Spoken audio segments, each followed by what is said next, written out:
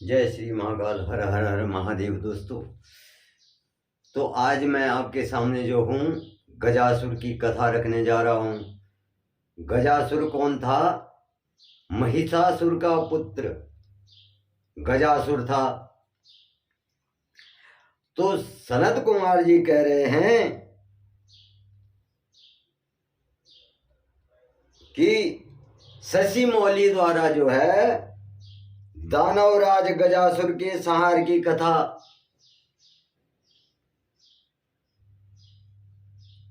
वो जो है व्यास जी को सुना रहे हैं। तो कहते हैं कि गजासुर जो था महिषासुर का पुत्र था, और जब गजासुर को यह विदित हुआ, यह मालूम हुआ कि महिषासुर को जो है देवताओं के हित के लिए गजासुर कह रहा है कि मेरे पिता का वध जो है गजासुर देवताओं के हित के लिए हुआ। तो जब गजासुर को ये पता लगा तो गजासुर को क्रोध आ गया और उसने देवताओं से क्या करा, बदला लेने की ठान ली। कि दोस्तों, ये बदले की भावनाएं जो होती हैं ये बहुत बुरी होती हैं कि उसने ये कर दिया तो मैं उससे भी बड़ा नुकसान उसका करूंगा। तो ये बदले की भावनाएं जो होती हैं ये आदमी की बुद्धि को भ्रष्ट कर देती हैं। तो गजासुर अपने पिता का बदला, अपने पिता के वध का बदला लेने के लिए क्या करता है, देवताओं से दुश्मनी कर देता है, उनसे बदला लेने के लिए ठान लेता है। और गजासुर जो है ब्रह्मा जी की तपस्या करने को निकल जाता है।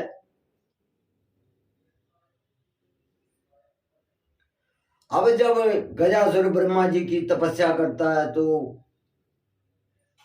गजासुर जो है इतनी कठिन तपस्या करता है कि उसकी तपन जो है देवलोक तक पहुंचने लगती है। उसकी जो तेज है, उसकी तपस्या का तेज तो देवलोक तक पहुंचने लगता है। और जब वो घोर तपस्या करता तो वहां जो है ब्रह्मा जी जो है गजासुर के सामने प्रकट हो जाते हैं।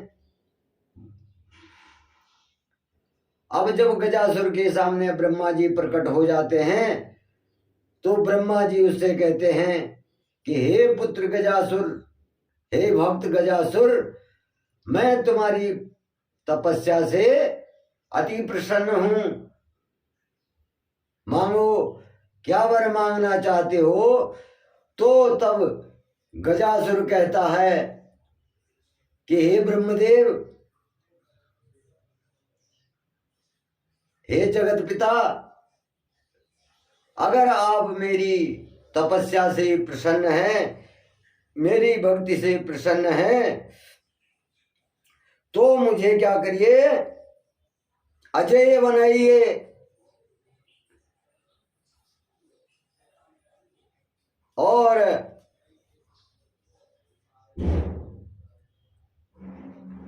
अजय बना करके जो है मुझे जो है वीरता का वरदान जो है दीजिए। अब जब उससे जो है ब्रह्मा जी से जो है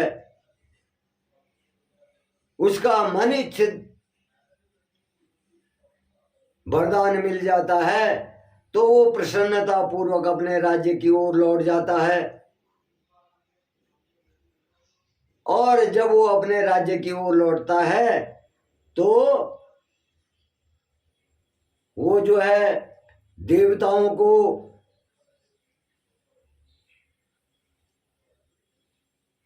अपना शत्रु मान करके जो है और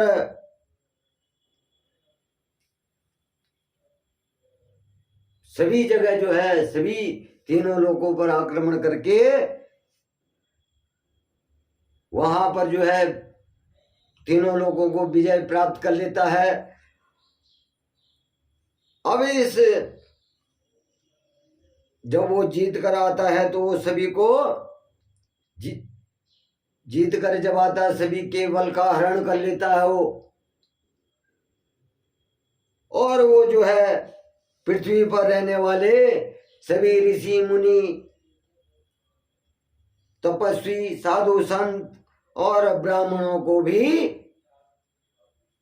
परेशान करने लगता है और उनमें जो है आतंक फैलाने लगता है, उनको डराने लगता है, उनसे जो है मारपीट करवाने लगता है और उनकी जो तपस्याएं हैं या पूजा पाठ है उसमें विघ्न डलवाता है।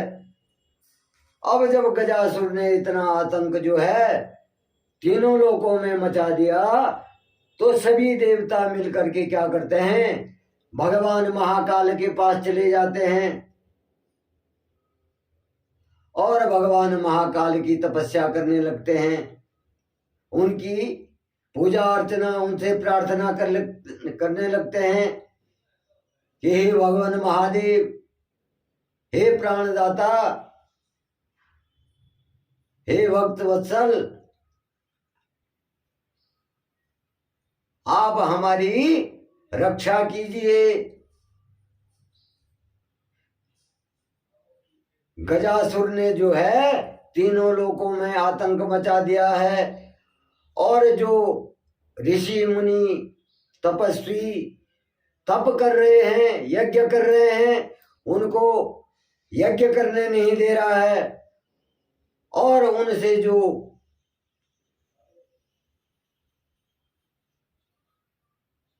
तप के सत्व है वो हमें नहीं मिल रहा है। अब इस प्रकार से जो है जब देवता जो है भगवान महाकाल की प्रार्थना करते हैं, पूजा करते हैं, तो भगवान महाकाल देवताओं के सामने आकर कहते हैं कि हे देवताओं, मैं तुम्हारी प्रार्थना से खुश हूं और तुम्हारी रक्षा के लिए जो है अवश्य जाऊंगा। अब भगवान शिव को वहां क्रोध आ जाता है कि ये असुर जो हैं सभी सृष्टि के प्राणियों को परेशान कर रहे हैं। तो भगवान शंकर अपना त्रिशूल उठा करके और गजासुर को मारने के लिए चले जाते हैं। अब जब भगवान महाकाल जो है अपने त्रिशूल को लेकर के गजासुर को मारने जाते हैं तो गजासुर के साथ जो है भगवान महाकाल का युद्ध होता है।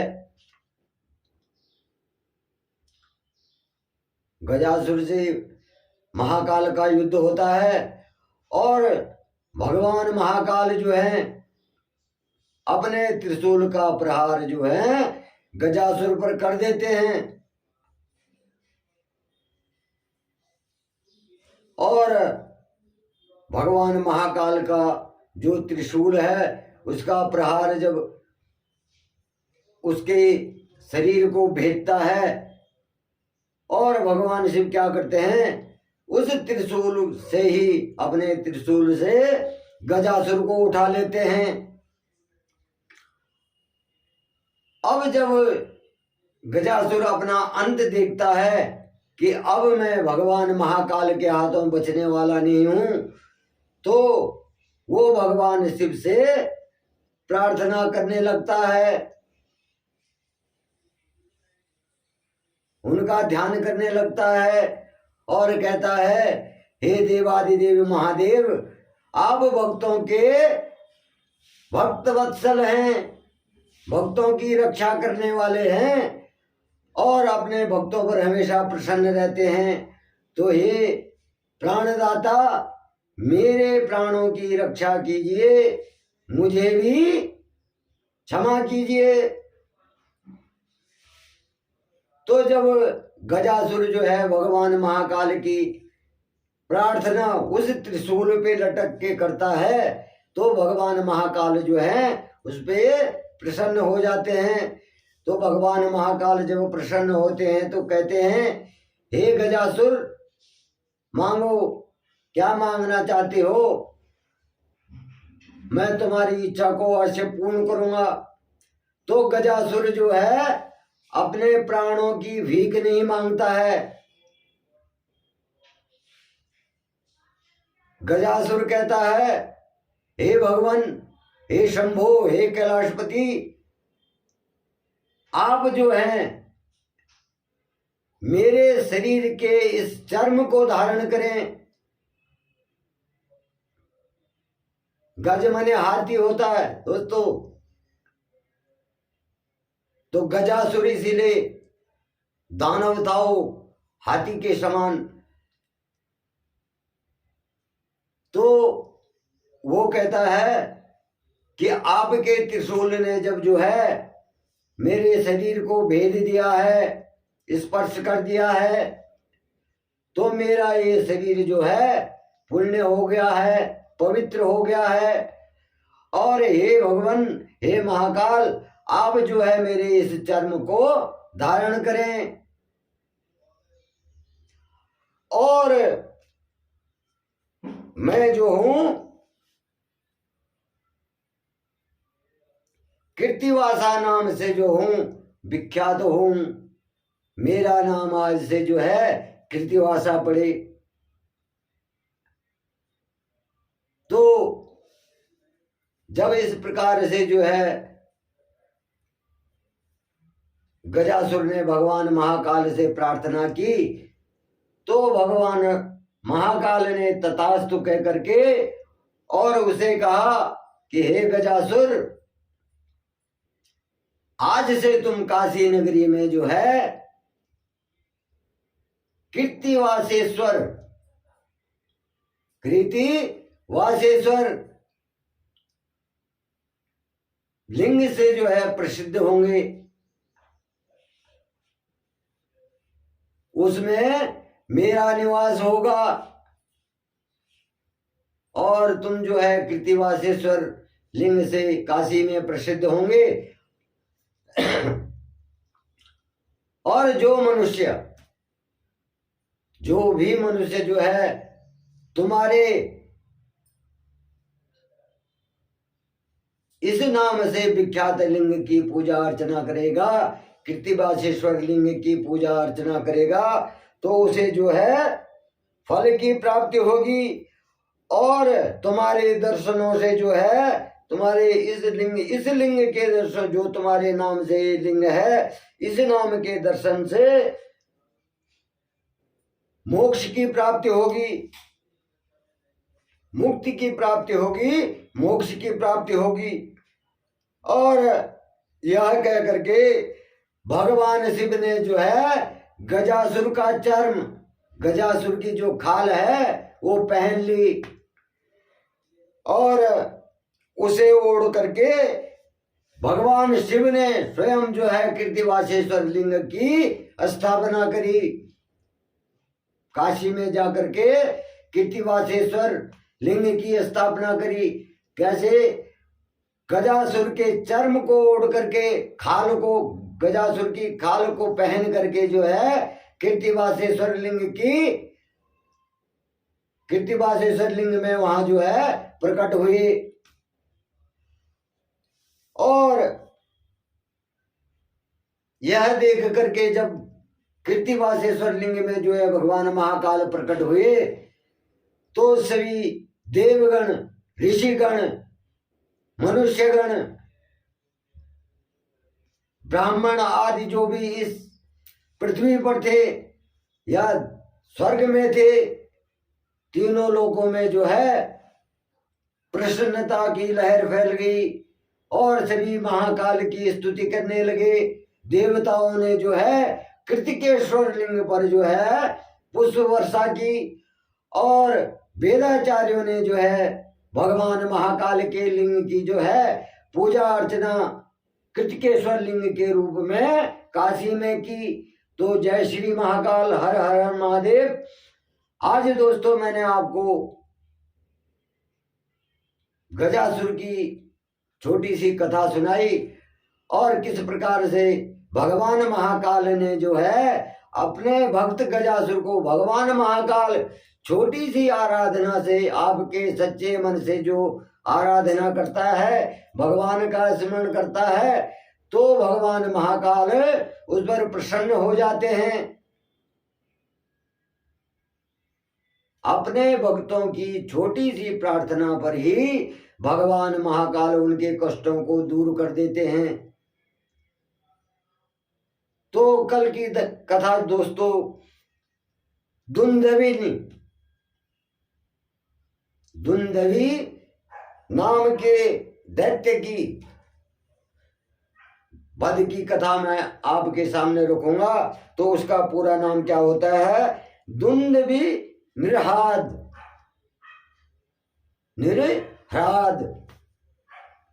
तो उसके वध की कथा मैं आप लोगों के सामने कल रखूंगा।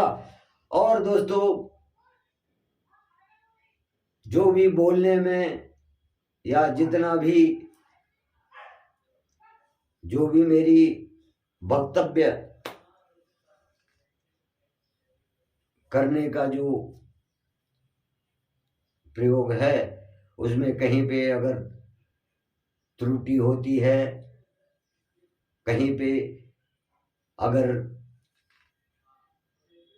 गलती होती है, तो मैं आप लोगों से क्षमा चाहता हूँ। जय श्री महाकाल, हर हर महादेव।